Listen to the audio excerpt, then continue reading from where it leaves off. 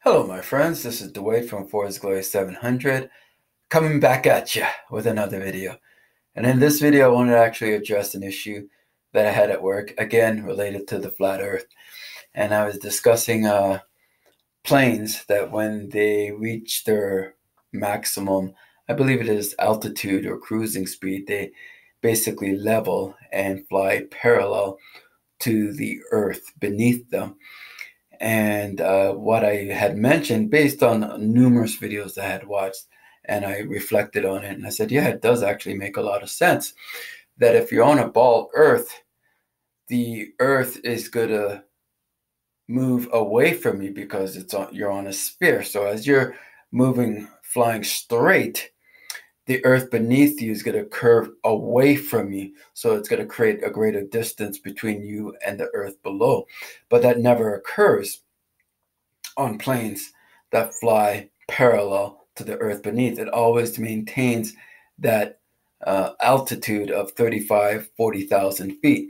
So I was saying that to some of my coworkers, one who constantly calls me an idiot for believing that the earth is flat.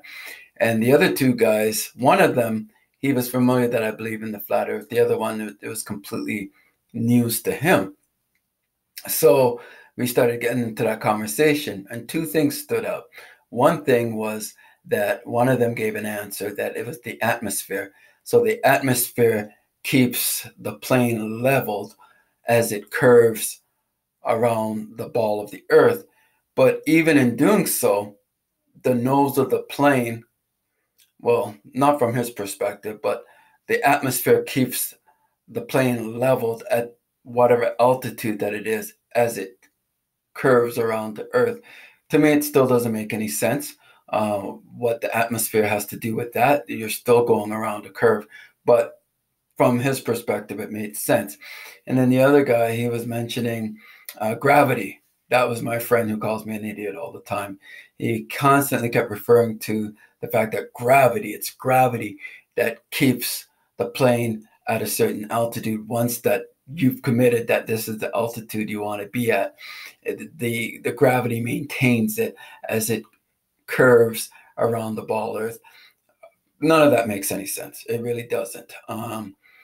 It simply does not, because you have a device on the plane. I forgot what it's technically called.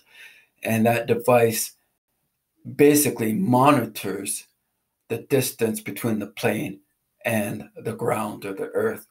And so obviously that has nothing to do with making adjustments to maintain it, because even if you had to do that, guess what? The nose of the plane would have to at least descent. You would always have to be having the nose of the plane dip down. And to me, that makes perfect sense. But because of indoctrination and because of what's been taught in the school system, and I'm sure they may have watched videos on YouTube where people have provided their own answers as to why planes adjust, as it were, for the curvature of the earth.